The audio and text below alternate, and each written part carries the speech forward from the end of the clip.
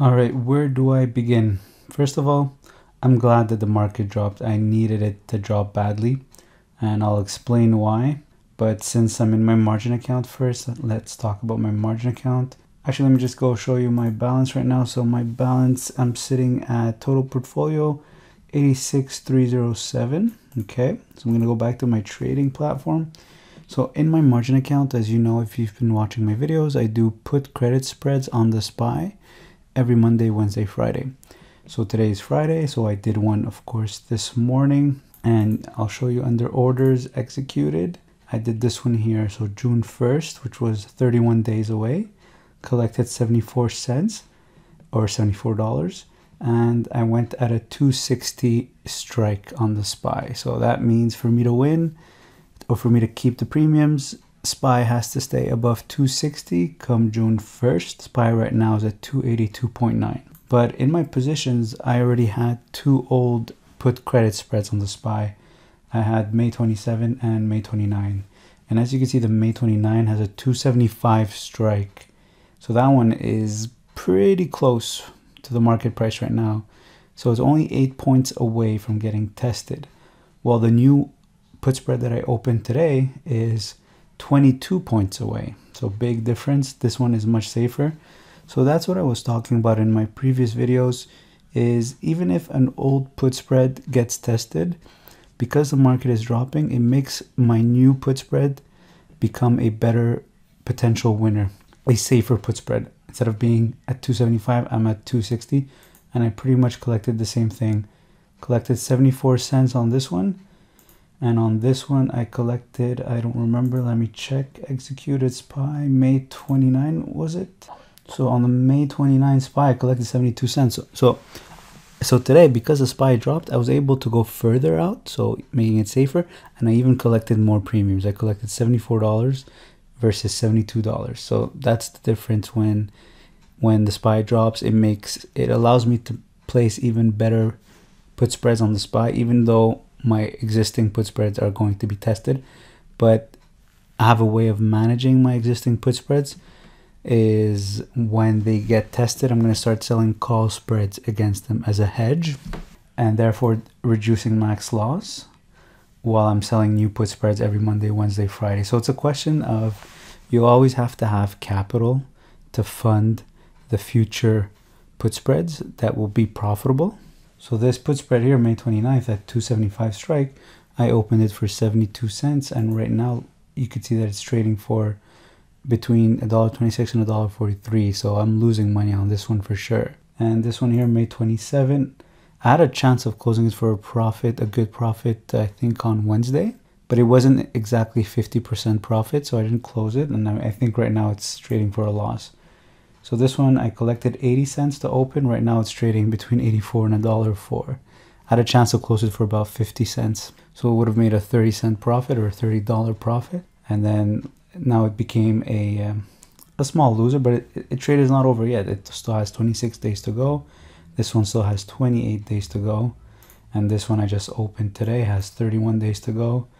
Opened it for 74 cents and it's trading between 76 and 91 cents. And it's trading between 76 and 91 cents.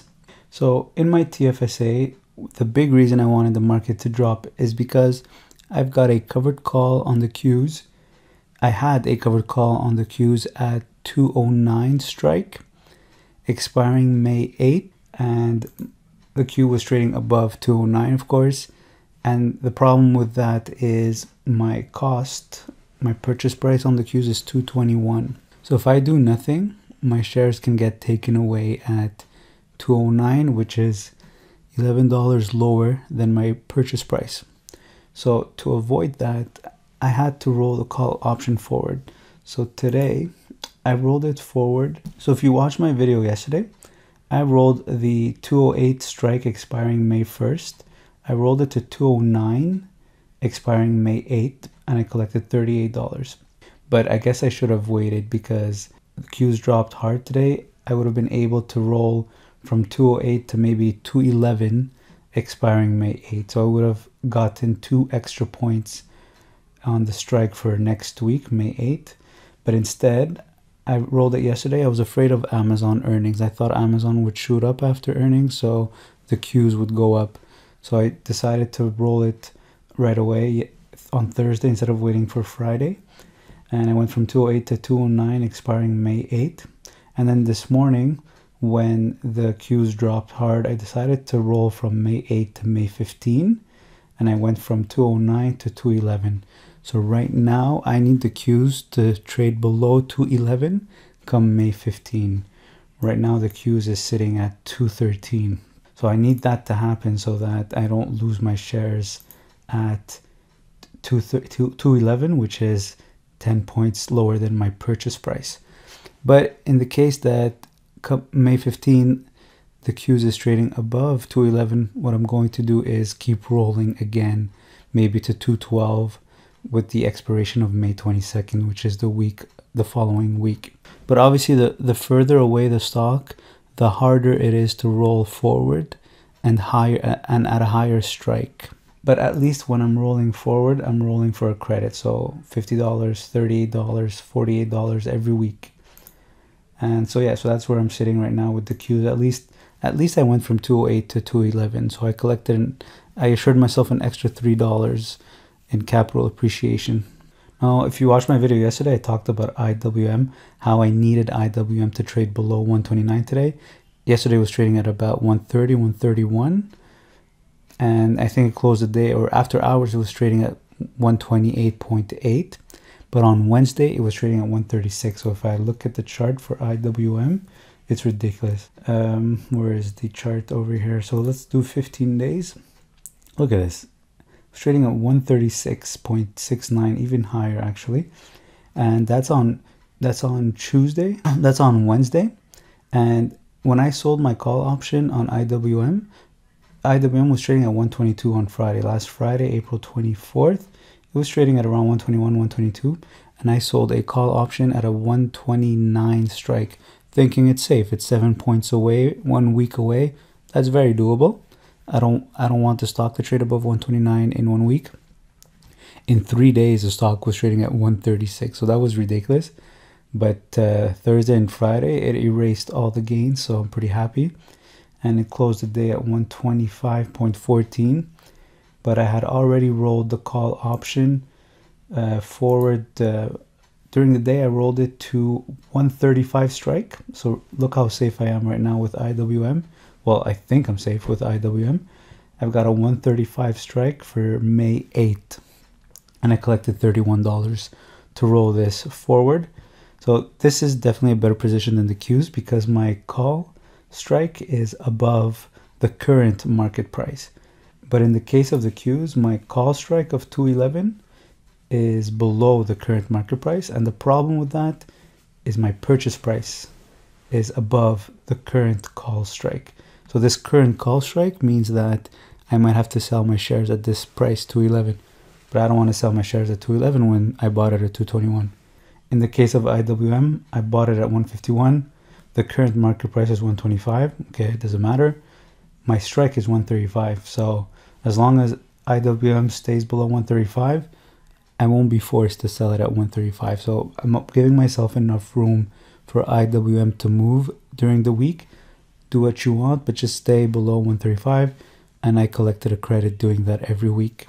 And if you look at IWM for the past 3 months, $30, $39, $40, $50, $26, $21, $38, $30, $25, $34. So this all adds up, $55. And this is weekly. So you've noticed I don't have any stocks. It's all just ETFs, Qs, IWM. And the idea is I plan on holding it forever, never sell. And obviously buy and hold doesn't always work because sometimes, you know, you go through crashes or you go through a long period where the stock doesn't do anything. But that's why I'm selling weekly covered calls, weekly out of the money covered calls on these ETFs to generate some sort of income from these positions that I plan on holding forever. And in my RESP, I didn't do anything because my expiration, my covered call expires May 15. And in my RESP, it's the only account where I have a stock because I don't have enough capital to buy an ETF like the SPY or the Qs or IWM or DIA. And I've got some MasterCards. I've got any leftovers I'm going to use to buy some quality companies, some brands that I believe in and proud to hold. So going back to my margin, a lot of people ask me, what are you going to do with this put spread here that's going to get tested? So right now it's not tested yet. It's getting close, but it's not tested. SPY's at 283. My short strike is 275. I've got 28 days to go, so it's not tested. But if the SPY does happen to trade below, let's say if it hits 270, so if it hits the long strike of my put spread, then what I'm going to do is I'm going to start selling call spreads against this put spread. So same expiration of May 29, I'm going to sell a call spread, let's say 300, 305. So 300, 305 call spread with a May 29 expiration, collect 50 cents. And this way I'm reducing my max loss, because I can't lose on both sides. I can't lose on the put side and the call side at the same time. I'm either going to lose on the put side or the call side. So if I lose on the put side, well, I'm going to win on the call side. So I'm trying to collect as much premium as I can from the call side to reduce the loss that I'm generating from the put side. And as that's going on, I'm still selling a put spread Monday, Wednesday, Friday. And if the SPY keeps dropping, well, then these new put spreads are getting better premiums and they are safer because I'm able to go further out. So an example, if I want to sell a call spread on this, I would basically just change the put to a call and then maybe pick, let's say, I don't know, let's say 305, something that's far enough and doesn't have a chance of getting surpassed in 28 days. So let's say 305, 310. I'm just curious how much I can collect for that. So I could collect about 50 cents. Perfect. So I'd probably start off with that if the SPY does happen to drop. But by the time the SPY drops to 270, the 305 will be too high. I'll have to come closer for sure.